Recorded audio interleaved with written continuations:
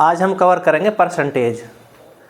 सबसे पहले परसेंटेज की वीडियो चैनल पर डल रही है, वो वीडियो ज़रूर देखनी है, उसके बाद ये वीडियो देखनी है। जितने भी वीडियो चैनल पर डली हैं सारी वीडियो देखेगा और जितनी वीडियो आने वाली हैं वो भी ज़रूर देखेगा। क्वेश्चन नंबर फर्स्ट है, पहले किसी संख्या को 10% कम कर दिया गया, इसके बाद इसमें 10% की वृद्धि की गई।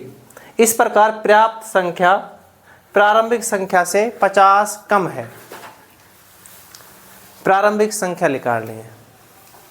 10% की कमी हुई है, 10% फिर वृद्धि करी है। देखो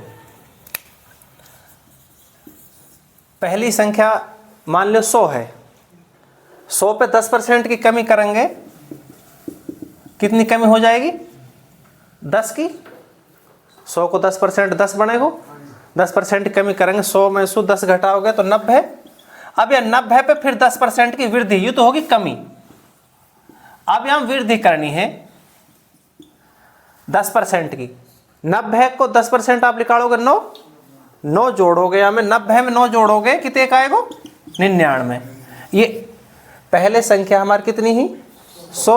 100 पे 10% की कमी करने के बाद 90 बनी है, 90 पे 10% जोड़ने के बाद कितनी बनी है? 99।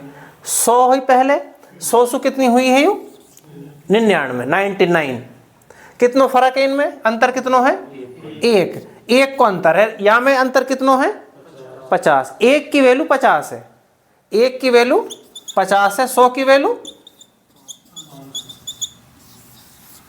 5000।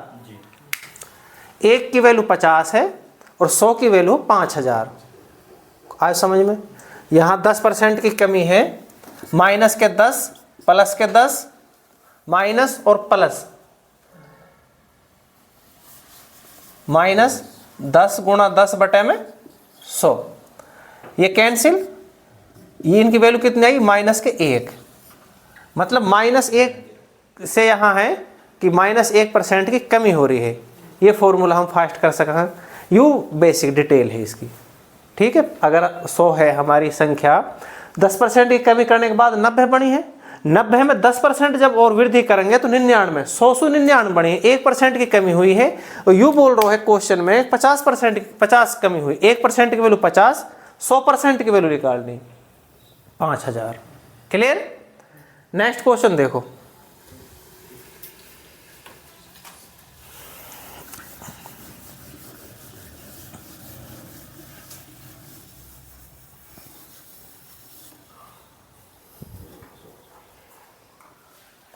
एक परीक्षा में ऋतिज 52% नंबर ले रहा है, सुनील 64% और रवि 74%।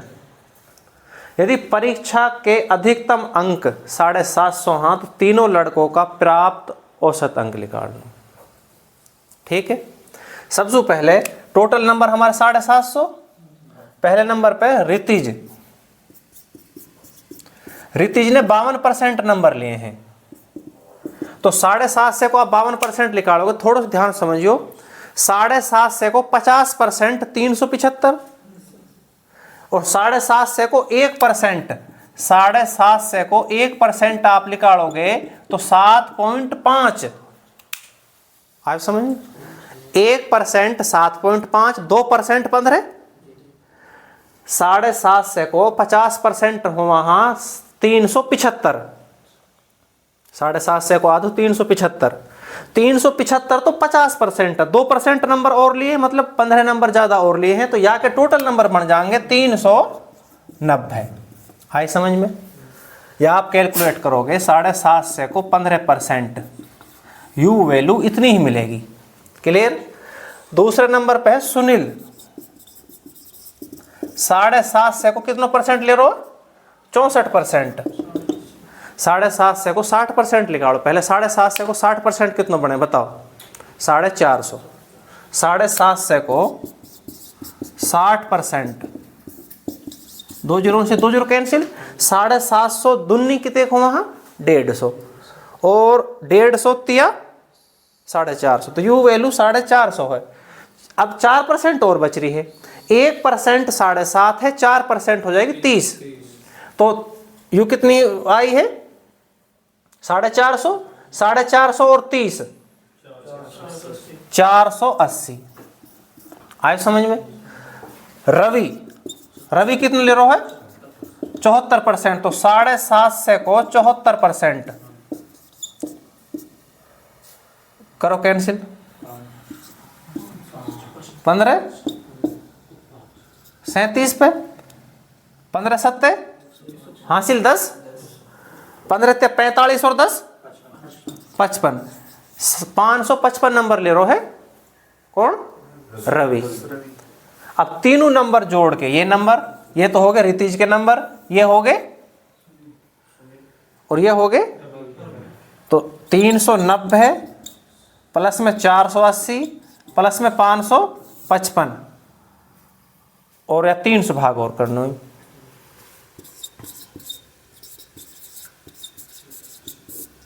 5 17 और 5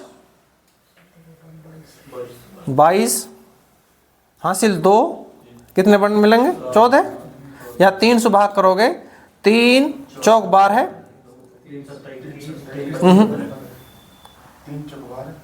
2 475 है ऑप्शन ये। ठीक है, देखो ध्यान से। सुनील ने 750 से 52% नंबर लिए हैं, 750 से 52% यानी नंबर ले लिए 300। सॉरी रितीज ने, सुनील ने कितने लिए 64%, 750 से 64% निकालोगे तो 480 और 750 से को 74% निकालोगे तो 555। तीनों नंबर जोड़ के इनको औसत निकालना है। नेक्स्ट क्वेश्चन देखो।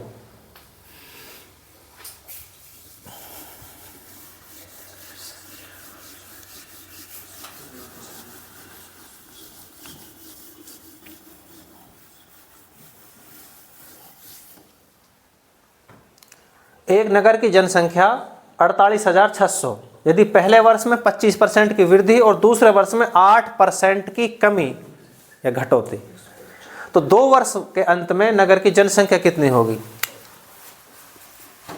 48,600 पहले वर्ष में 25% की वृद्धि 125 बटे में 25 बटे 100 और दूसरे वर्ष में 8% की कमी, एक कमी आ जाएगी। तो यहां 48,600 125 बटे 100 गुणा 92 बटे 100, 25 पंजे 125, 25 चौका 100, 423 पे। ठीक है, 2 जीरो 100, ये 2 जीरो कैंसिल। यू कितना आयो है 115, 23 पंजे 115। देखो चेक करके 115 की गुणा करनी है, 0 5 8 40 और हासिल 3 43। अब यहां कितना आएगा 6, तो लास्ट में 90 है कहीं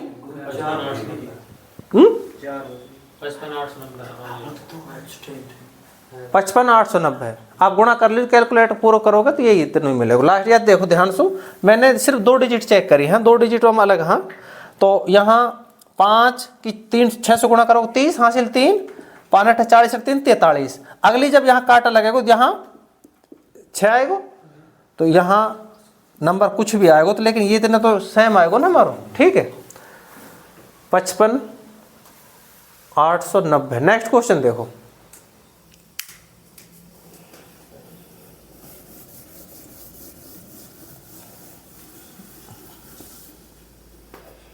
एक परीक्षा में 35% विद्यार्थी एक विषय में, 42% विद्यार्थी दूसरे विषय में फेल हुए हैं, अनुत्तीर्ण फेल।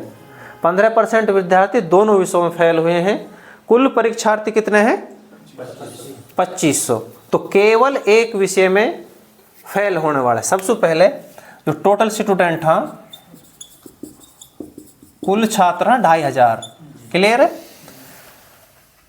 तो एक विषय में फेल कितने हुए हैं 35%, तो 2500 को 35%, 2 जीरो कैंसिल, 25 या 75, 750 और 125 क्या हुआ 875, इनकी गुणा 875 आएगी। 25 हम यहाँ लिख सकें, देखो ध्यान से, 25 30 प्लस में 5 तो 25 या 75, 750, 750 प्लस में 125, ये रहो। क्लियर? ये मिले हैं फर्स्ट विषय में, इतने फेल हुए हैं।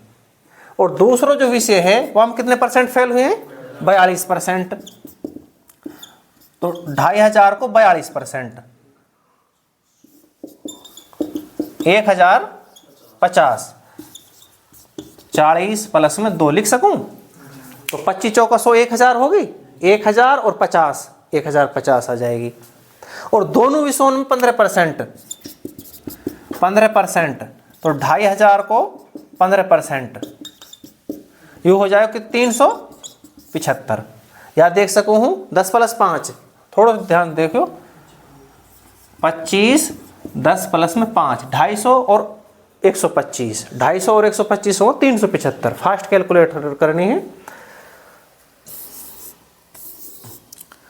फर्स्ट विषय में जो फेल हुए हैं वह कितने हैं? 875। और सेकंड विषय में जो फेल हुए हैं कितने हैं?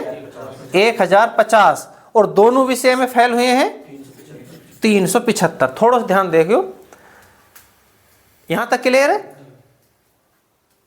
ये फर्स्ट विषय के हैं।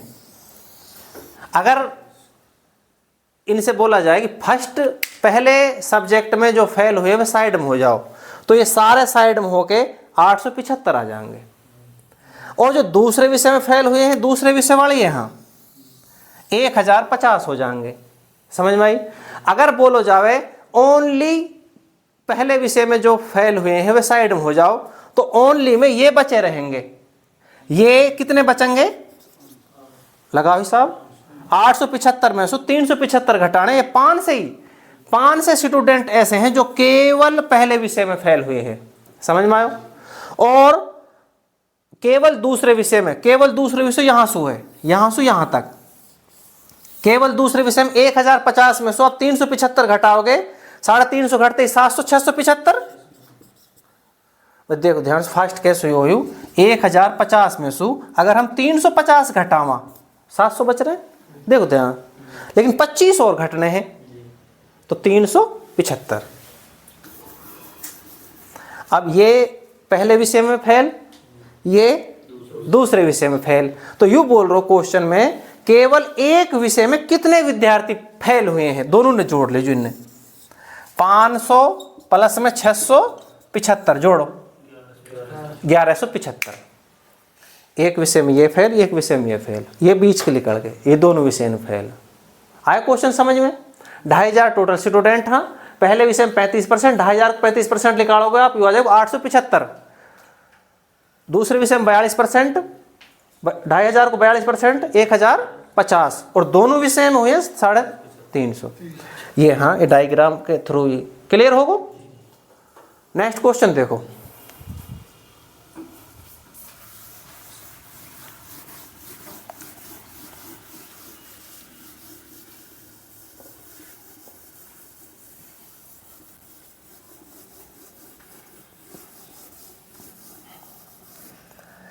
श्याम अपने ग्राहक को क्रय मूल्य से 15% अधिक मूल्य लेता है। 100 की चीज है पे कितने ले रहो? 115 रुपया। जब 100 की चीज खरीद के लेकर आ रहा है तो 115 रुपया ले रहा है। यदि एक ग्राहक ने सोफा कितने रुपया में लियो है? 9039 रुपया में खरीदो है, तो दुकानदार ने इसे कितने में खरीदा होगा? बताओ।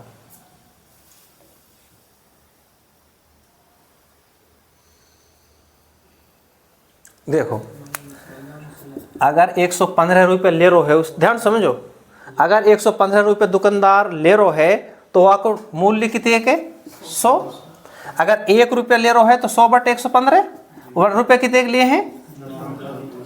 939। 500 कैंसिल आउट, 23 पे 520 पे, ठीक है। या 23 भाग कर लियो, 23 तिया 69, कितने बचेंगे? 21। ये कितने बचेंगे? 3। अब देखो 23 9 पे करो चेक। 23 के 9, 9 से गुणा करोगे 207, 9 पे जा रहा हो 207, कितने बचा कोई 6 उतार लिया 9 का, 23 तिया 69, तो यू 2300 डायरेक्ट कट हो कितने पे 393 पे। 393 की 220 से गुणा करनी, एक जीरो तो लगेगी 60 चेक कर लीजिए है कहीं, 2 में है तो और कर लियो आगे 8 और 7 78 60, ठीक है। आज समझ में यू है श्याम अपने ग्राहक से 15% अधिक ले रहे हो, 100 की चीज पे 115 रुपये ले रहे हो, अगर ही यानी 115 रुपये लिए हैं तो एक्चुअल में वह की कीमत 100 रुपया है। वाने दुकानदार सु 1 रुपये ले 100 बटे इतने और जिते 9,039 रुपया, 9,039 रुपया तो गुणा में कैलकुलेट कर लीजिए आंसर। आज समझ में चला आगे। नेक्स्ट क्वेश्चन देखो,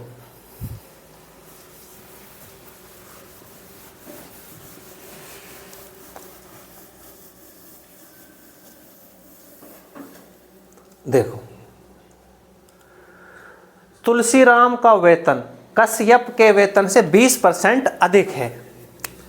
कश्यप को वेतन अगर 100 है तो तुलसीराम को वेतन 120, ठीक है।